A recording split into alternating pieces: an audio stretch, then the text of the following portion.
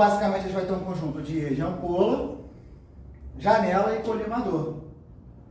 Só que, digamos assim, a gente tem essa lâmpada de luz visível aqui dentro, por quê? A gente consegue projetar, digamos assim, o exame usando luz visível. E já sabendo que a luz visível tem o mesmo comportamento que a radiação X, porque as duas têm a mesma natureza, só muda a energia envolvida, quando você tiver tudo já programado em relação à radiação luminosa, você já vai saber como é que os raios X se comportam para ser realizado esse exame. E essa luz, na prática, ela apaga com um certo tempo. A gente tem que pegar e acender de novo, esse botão aqui. Aqui está aceso direto. Fica melhor para ver ali, se vocês olharem ali, fica em formato de quadrilátero, não pode ser um quadrado propriamente dito, ou um retângulo, vai depender da parte que vocês vão estar querendo realizar o exame. Eu vou fazer a mesma representação disso aqui usando o celular. Então vamos considerar, imaginar que o celular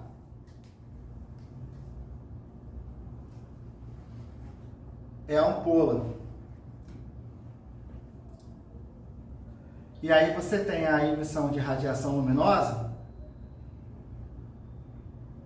Tentar deixar ele em pezinho aqui. Para algumas direções. Dessa forma. Aqui é uma tampa de caneta Bic, que eu dou uma cortada. Eu vou usar isso aqui como janela. Olha como é que o feixe ficou muito mais direcionado. Quando eu coloco a tampa, como tendo a função de janela, o feixe ele fica muito mais direcionado. E a gente tem esse formato cônico. É fácil observar. Se eu tenho a ponta aqui, das dimensões de uma espessura de uma tampa de caneta Bic, até porque é uma tampa de caneta Bic, desse tamanho, e eu tenho um formato projetado ali de uma circunferência daquele tamanho, obviamente o formato é cônico, né? Vários raios em várias direções, você vai ter um feixe cônico. Eu vou usar essa lente aqui como colimador. Se eu botar a lente aqui, essa região aqui, eu já tenho um feixe muito mais colimado, muito mais concentrado, tá todo mundo percebendo? Claro que a lente, ela tem umas peculiaridades que o colimador do equipamento não vai ter. Por quê? Aqui é um vidro simples. A lente, ela tem já a capacidade realmente de concentrar o feixe. Mas dá para fazer uma analogia. A depender da posição da lente, eu posso abrir o meu feixe, aí seria o ato de abrir o colimador. Ou então eu posso fechar. Aqui eu teria a colimação máxima.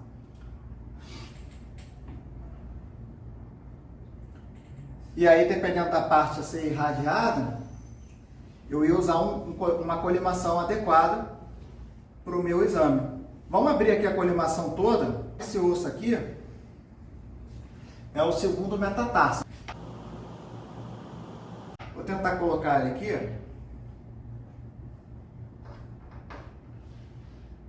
Ele não vai ficar em pé. Estão olhando ele? Lá na minha parte onde eu tenho um feixe luminoso? Estão percebendo que ele tem uma região bem escura no meio. E o contorno dele, vendo que eu tenho uma região aqui de iluminação parcial? Isso aqui é penumbra.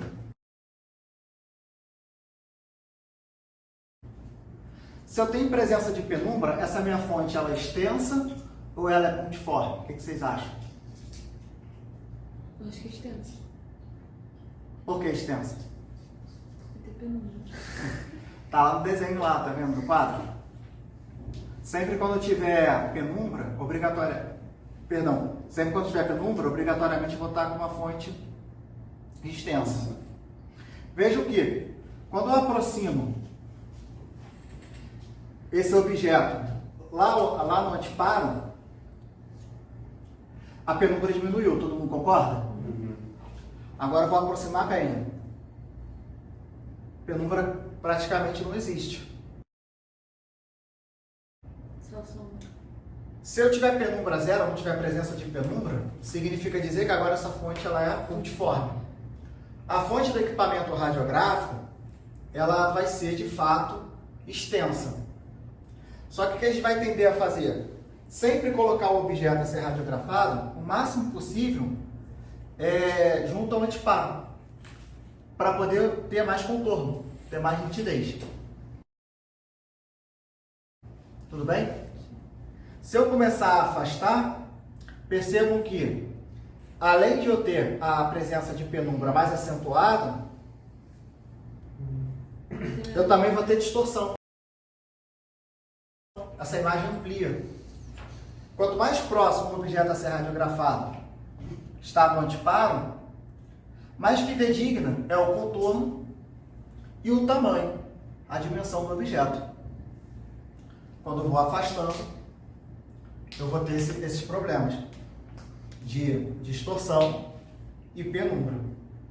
Por quê? A fonte, a gente definiu na parte teórica ali, né? A fonte extensa é aquela cujas dimensões é relevante em relação à dimensão da distância do objeto e a própria fonte. Então, aqui eu tenho um tamanho de fonte, no caso ali da janela, de dimensões relevantes em relação ao tamanho, em relação à distância com que o objeto está sendo irradiado com essa radiação luminosa. Então eu vou distorcer a imagem, eu afastando do antiparo, e também vou causar penumbra. Quando, por exemplo, no exame de tórax, eu afasto 80 centímetros em relação ao metro, ou seja, dá 1,80 m. Por que isso? Para eu fazer tender a fonte a ficar pontiforme. Qual é agora? Vou botar aqui uma imagem ali, ó, negatoscópio. Agora a gente vai ver ali a importância da gente ter isso aqui com boa nitidez, essa imagem com boa nitidez. Por causa de fratura. Aqui acho que a imagem não tem fratura não. Você olhando esse exame aqui, a fratura é uma descontinuidade no tecido ósseo. Então, se você não tiver uma boa nitidez nos contornos, possa ser de alguma forma ficar omitido alguma eventual fratura. Então, vocês podem perceber que, no caso desse exame aqui, o pé do paciente está mais próximo possível do antiparo e os contornos irão ser bem definidos. Eu vou tirar essa imagem aqui e vou colocar a do tórax.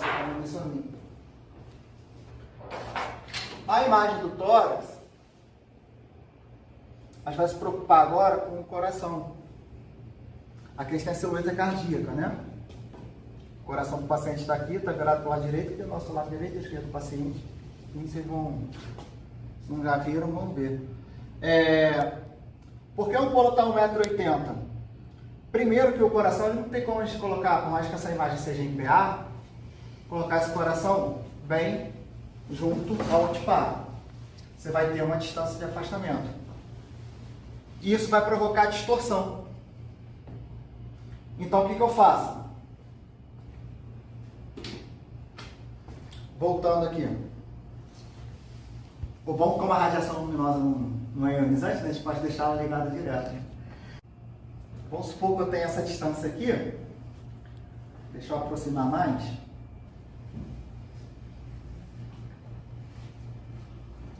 Aqui o tamanho está distorcido, né? Se eu afastar a ampola, veja que a distorção diminuiu. Todo mundo concorda? Uhum. Por isso que a gente faz esse afastamento de 1,80 m em relação à radiografia de tórax, para diminuir a distorção e a ampliação no caso do coração, né? Outra silhueta cardíaca. Além disso, como a gente já viu, todo mundo concorda que se eu afastar a fonte, a distância entre o objeto e a fonte aumenta? Estou afastando, a distância está aumentando. Então, afastar a ampola para um exame significa também, em outros termos, eu fazer essa fonte, tender a ficar pontiforme em relação a ela ficar extensa. E ela tendendo a ficar pontiforme, a penumbra vai reduzir. E quando ela ficar pontiforme de fato, eu vou ter penumbra zero. Eu tenho o osso,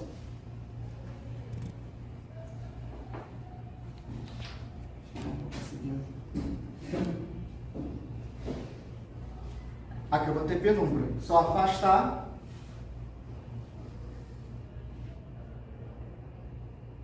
Porque a penumbra vai diminuindo. Tá bom? E eu também, a distorção também diminui. Outra coisa também, já falando da parte de ótica geométrica, propriamente dito, eu vou tentar produzir aqui, devo conseguir, fenômeno da dispersão. Não sei se eu vou botar também. Agora eu vou ter um feixe, aqui eu vou ter que ter um feixe bem colimado. Aqui já dá para ver um pouquinho, né?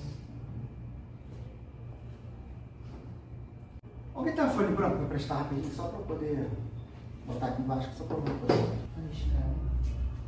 Tem que seguir assim. Eu tenho, mas assim, não é branca. Já está escrita que é a prova, né? Não, pode ser qualquer. Aqui. Mas, se vocês olharem aqui, ó. Estão vendo esse. Fica melhor. Se fizer assim, fica melhor, né? Uhum. Vou ter que ficar parado aqui nessa posição. Tá vendo que eu tenho várias cores diferentes? Sim. Vai tendendo do laranja ao azul. Essa lâmpada desse telefone, ela é policromática. Eu vou ter várias cores. É um teste cromático. O professor não joga fora, não. Minha vida aí dentro.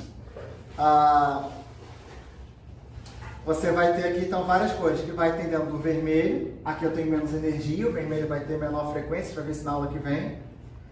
E quando vai tendendo ao violeta, o violeta a gente quase não enxerga mais o azul. Aí ela vai tendendo a ter uma energia maior. Então a cor vai alterando em função da energia, que a gente vai ver que no caso é em função da frequência. Cor e frequência, daria até para dizer que é a mesma coisa no sentido da ótica. Não por causa disso que eu estou fazendo aqui, que não tem nada a ver com o que acontece dentro da ampola. Dentro da ampola a gente tem um efeito chamado efeito anódico. E o feixe de radiação X vai possuir um caráter também policromático. Ele é isotrópico, o feixe, mas já vou botar no quadro o que significa dizer que ele é isotrópico. Mas além dele ser isotrópico, essa sombra aqui é para dar dobro do papel, tá pessoal? Essa dispersão aqui, vocês podem perceber, ela é contínua. Vou tentar tirar a dobra aqui. Então o feixe, ele é isotrópico, mas ele é policromático. Ele vai ter várias quantidades de energias ali, vários raios de quantidade de energias diferentes no mesmo feixe. Sendo assim, quando a gente tiver aqui a ampola, nós vamos ter uma parte com maior energia e uma outra parte com menor energia. Quando a gente realiza o exame, como a gente não enxerga os raios X, a gente não enxergaria algo do estilo disso aqui. A gente não vai enxergar nada, de fato, né? Mas isso se evidencia na imagem, esse efeito anódico. Você lembra que eu falei que o grau de penetração ali, no caso, em relação às características do meio, está em função de espessura, densidade número atômico? Mas vai ter várias partes do corpo que vai ter espessuras diferentes, como o caso aqui do pé. Se vocês olharem de novo a imagem do pé, todo mundo concorda que quanto mais próximo ao tornozelo, eu tenho uma espessura maior em relação a quanto mais próximo ao dedo, correto? Então o que eu vou fazer no exame radiográfico? Eu vou oferecer a parte mais espessa, aonde eu vou ter uma energia maior. E a parte menos espessa, aonde eu vou ter energia menor. Se eu fosse capaz de enxergar a radiação X, o que eu faria? Eu botava a parte do tornozelo para cá e a parte do dedo para cá. Não sei se vai dar para ver.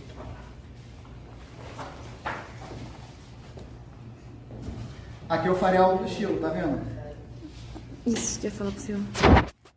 A parte mais espessa eu deixaria com a porção do feixe de maior energia, que teria raios de maior energia. E a parte menos espessa, vocês estão vendo que aqui está as falanges? Deixaria Só ficar na frente com a parte de menor energia. Que é o que a gente faz no exame de fato. Qual a convenção? É como se encontrar. Valeu. Até mais. Até semana que vem.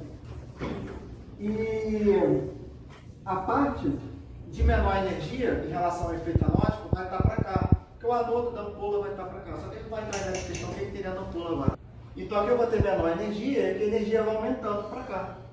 Então se eu fosse fazer um exame de pé, por exemplo, eu colocaria os dedos apontados para lá.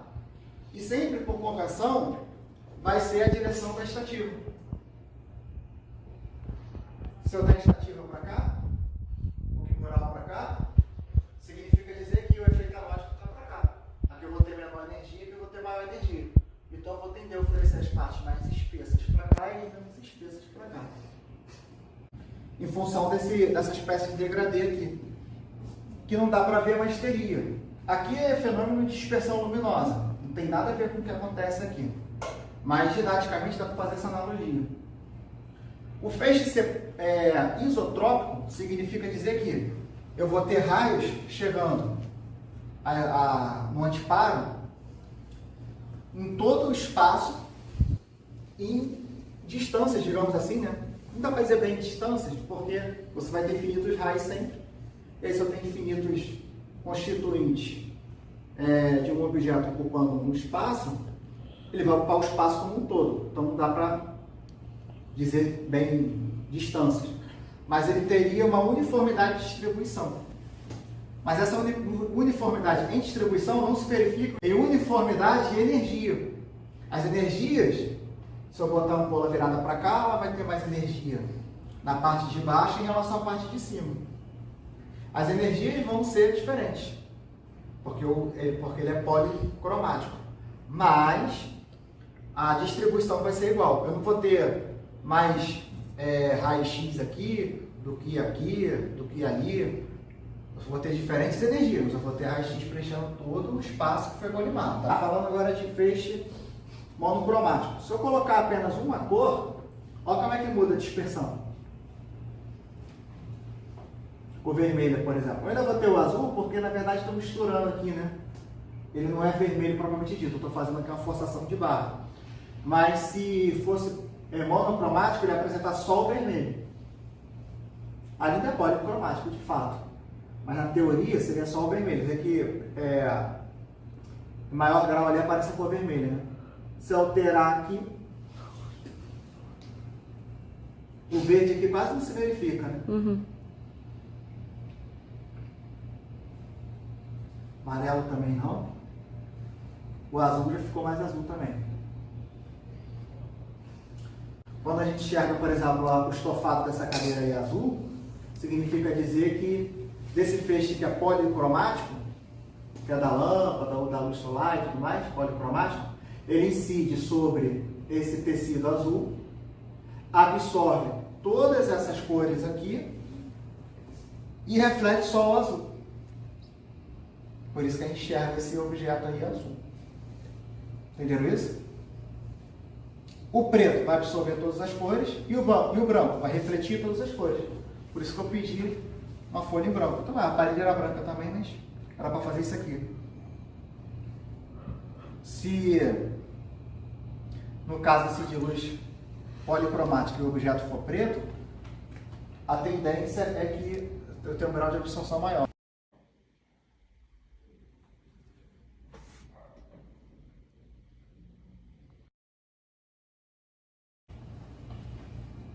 Olha como é que já diminuiu bastante em relação ao branco. Vendo? Absorção total, cor preta. Teoria, né? Aqui tá vendo que tem. E quando é branco, reflexão total. E quando a reflexão ou a absorção, né? Aí depende do ponto de vista parcial, significa dizer que aquele objeto vai ter uma cor específica. Isso não vai acontecer com o raio-x, porque o raio-x você não tem reflexão, né?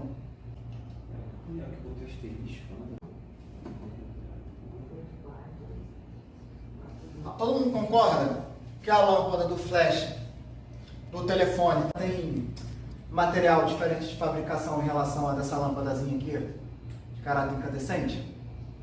Olha como é que mudou a dispersão. A depender do material, ele vai emitir certas frequências quando ele é excitado a fazer isso. Provocada por Essa é aquela luz amarela, né? É, amarela. Vê que ela puxa muito mais pro vermelho do que a outra. A outra puxa muito Mais mais pro pro azul. Olha lá. Aqui, Puxa até muito mais aqui pro na vermelho. câmera fica mais puxada pro vermelho também. Já aparece aqui. Mais puxada pro O vermelho. vermelho, né? Uhum. Assim, isso aí. Na imagem de tórax é melhor de ver. Nós temos basicamente, pelo menos para nossa matéria, de tecido diferente. Gordura, músculo, osso. Se o paciente, por acaso, tivesse um cordão, ele ia aparecer na imagem, correto? Uhum. O metal, ele vai ter maior número atômico. Por exemplo, então, ele vai apresentar uma cor mais... Vou dizer dessa forma aqui para não trair questões de qualidade de imagem, que vai ser outra disciplina para vocês. Vai ter uma cor mais branca, vamos dizer assim, né? Ou, tecnicamente dizendo, seria uma densidade óptica pequena, quase nenhuma. Mas, enfim, vai ter a cor mais branca. Os ossos seria, em relação ao branco, o que mais se destacaria na imagem em relação aos outros tecidos. E depois você tem músculo, que tem um grau de absorção um pouco maior do que gordura. E depois você tem o ar, que a absorção é quase nenhuma. Vai ficar preto na imagem. Então, em função da característica do meio, tanto a luz, tanto quanto os raios-x, que são de mesma natureza, vão apresentar uma interação diferente. Aqui no caso você vai ter nos ossos, esses ossos longos aqui, essa parte mais, digamos assim, superficial dos ossos, nós chamamos de cortical óssea, ela é rica em cálcio. E o cálcio tem um número atômico muito mais alto que os tecidos orgânicos. Então o grau de absorção é maior, ela fica mais branca na imagem. A parte do meio do osso, ele é constituído majoritariamente de tecido orgânico, à base de proteínas, colágeno. E aí ele vai ter um grau de absorção menor da radiação. Aqui, pessoal, um exemplo de um osso longo. Vou pegar essa tíbia. A cortical óssea é essa parte mais aqui, ó, que aparece mais branco. Aqui é o trabeculado ósseo. Mais interno, a gente ainda tem a fossa medular do osso longo. O principal elemento químico dessa parte da cortical é o cálcio. E o principal mineral é o fosfato de cálcio. Mas ainda tem o carbonato de cálcio, o bicarbonato de sódio, o ácido cítrico e magnésio. Todos com números atômicos altos. E aí a imagem aparece mais branca porque nessa parte, nessa porção da matéria, absorveu mais radiação. E a parte mais interna é a parte orgânica. A gente tem principalmente proteína, colágeno tipo 1. Essa proteína, ela compõe 95% dessa porção aqui, que é o trabeculado ósseo. E aí ela é mais radiotransparente, porque como a matéria orgânica é a base de carbono, hidrogênio, oxigênio e nitrogênio. Tem números atômicos baixos. Aí um exemplo. Aonde você não tem radiação transpassando, você vai ter cor branca. Aonde você tem radiação transpassando, aqui é 100%, o ar, né, seria 100% transparente em radiação X, então fica aqui tá preto. Por isso que a gente dá o nome de radiotransparência, ou radioopacidade. Essa parte aqui é radiopaca, a cortical óssea. O ar atmosférico, por exemplo, é radiotransparente. Tem a mesma analogia do transparente e do opaco da radiação luminosa. Só vai mudar o rádio na frente porque a gente está lidando com radiação X. Tá bom? Aqui do coração eu falei, né? Afasta-se a ampola para evitar a distorção. E, consequentemente, como é que o contorno fica legal. Mesmo esse objeto aqui estando em movimento, né? A gente pede para o paciente parar de respirar, mas não dá para pedir para o paciente parar de... Bom, intervenção. Mas não dá para ele parar de bater, né? Não tem como. Não tem nenhum verbo assim, né? Para falar isso para ele. Então, veja que no exame de perfil, o coração está mais torcido aqui, é o contorno, né? É natural que seja assim na imagem, mas aqui está bem definidinho.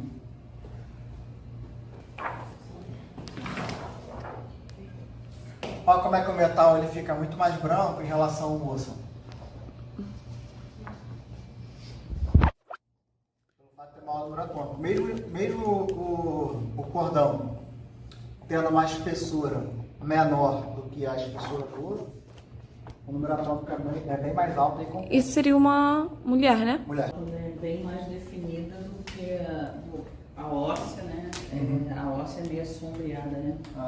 Dá pra ver até o feitio do cordão, né? Uhum. Olhando de perto.